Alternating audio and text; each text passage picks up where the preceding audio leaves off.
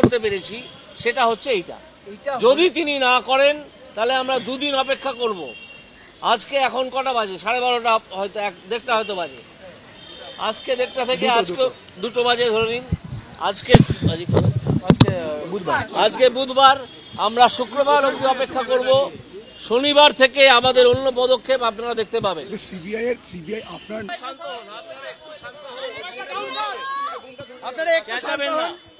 আপনাকে আমি চলে যেতে বলবো।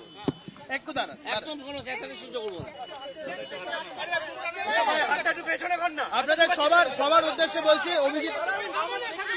অভিজিৎ বাবু একটু শান্ত। অভিজিৎ বাবু, আমরা আজকে এসে এসএসসি চেয়ারম্যানের সাথে আমাদের আলোচনা হয়েছে, সেই আলোচনার ব্যাপারে অভিজিৎ বাবু বলবেন এবং তার পরবর্তী পরিস্থিতিতে আমাদের যেই পরিকল্পনা ছিল সেই পরিকল্পনা নিয়েও অভিজিৎ বাবু বলবেন। আপনারা একটু ধীর হন। আমরা বারংবার করে একটা কথা বলছি, আমরা সদিচ্ছা দেখিয়েছি। আমরা এই যাতে যে সমস্যার যাতে সমাধান হয় সেই সদিচ্ছা আমরা দেখিয়েছি। পাল্টা সরকারের যে সদিচ্ছা সেই ব্যাপারে অভিজিৎ বাবু বলবেন, আপনারা শুনুন। আমরা এতক্ষণ অত্যন্ত হৃদ্যতাপূর্ণ পরিবেশে স্কুল সার্ভিস কমিশনের চেয়ারম্যান শ্রী সিদ্ধার্থ মজুমদারের সঙ্গে কথা বলেছি আধ ঘন্টার উপরে।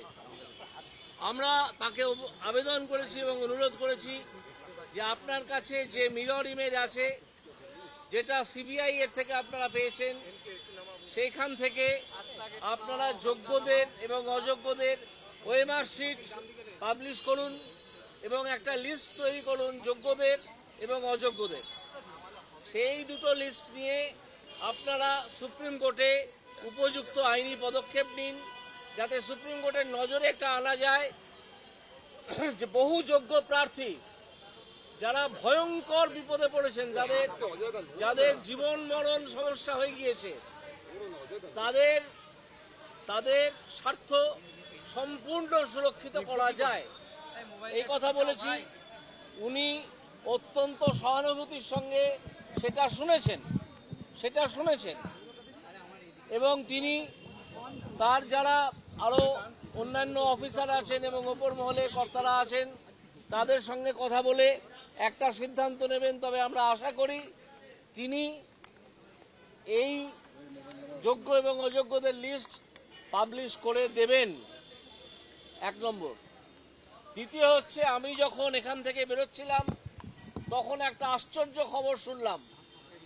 আমরা রাজনীতির ঊর্ধ্বে উঠে একটা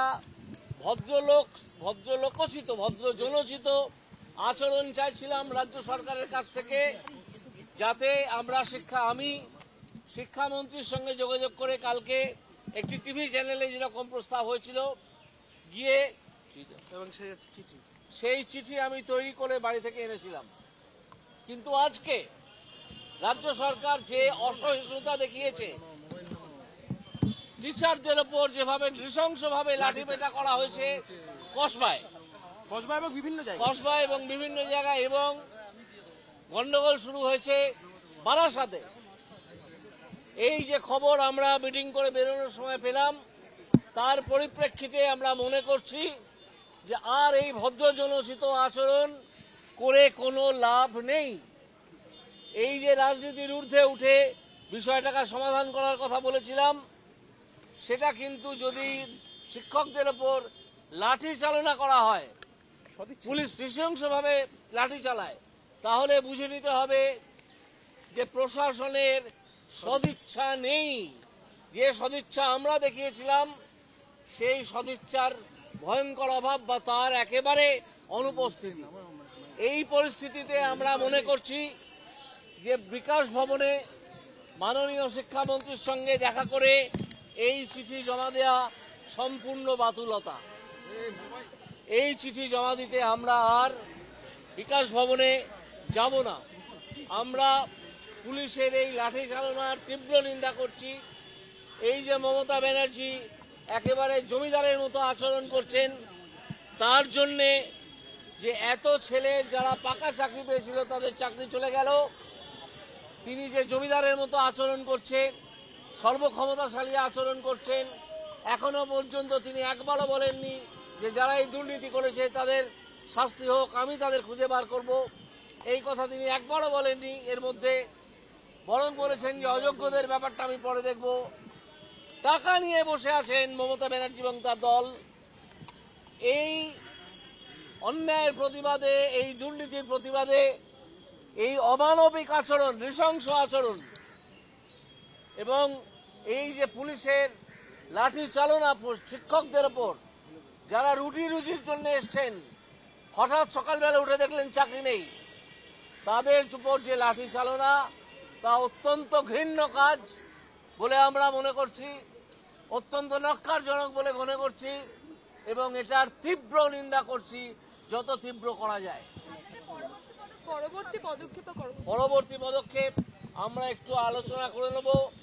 নিয়ে আমরা যে পদক্ষেপই নিই, সব সময় আমরা যারা যোগ্য প্রার্থী তাদের পাশে থাকছি।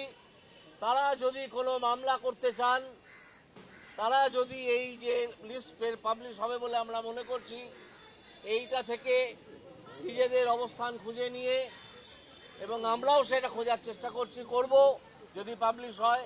না হলেও আমরা জানি কি করে করতে হবে, সে ব্যবস্থা নেব। আমরা 2 দিন অপেক্ষা করব। একটু আমাকে বলে দিলাম তো, শুনতে পেলেন না? বোকার মতো প্রশ্ন করছেন। আমরা এটা করব এবং আমরা সব সময় সর্বতভাবে 24 ঘন্টার প্রতিটি মিনিট আমরা উদ্বেগে আসি। এই যারা চাকরি হারালেন হঠাৎ যোগ্য প্রার্থীরা মমতা ব্যানার্জির দুর্নীতির জন্য, তাদের জন্য আমরা শেষ পর্যন্ত থাকব। কি করতে পারবো তার খানিকটা আন্দাজ আমাদের আছে।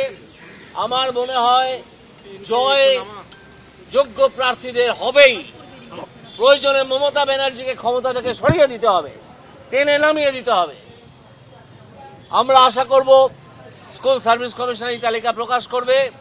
তা না হলে তাদের দুর্নীতির প্রমাণ আরো একবার আমরা পাব এবং সেক্ষেত্রে 2 দিনের মধ্যে, 2 দিন পরে আমরা নিজেদের পদক্ষেপ নেব যে কিভাবে এই তালিকা থেকে যোগ্যদেরকে আলাদা করে বার করে নেওয়া যায়। এই যে তালিকা প্রকাশ করবে এরকম একটা ইতিবাচক আপনার মনোভাব হয়েছে, বুঝতে পেরেছে, একটু যদি খোলসা করে আমাদের বলেন যে মানে কি থেকে বা কোনোভাবে, এটা তো কথাবার্তার মধ্যে দিয়ে যেটুকু উঠে এসছে, আলোচনা অত্যন্ত হৃদ্যতাপূর্ণ হয়েছে। কথাবার্তার মধ্যে দিয়ে যেটুকু উঠে এসেছে তাতে আমাদের ধারণা হয়েছে যে স্কুল সার্ভিস কমিশন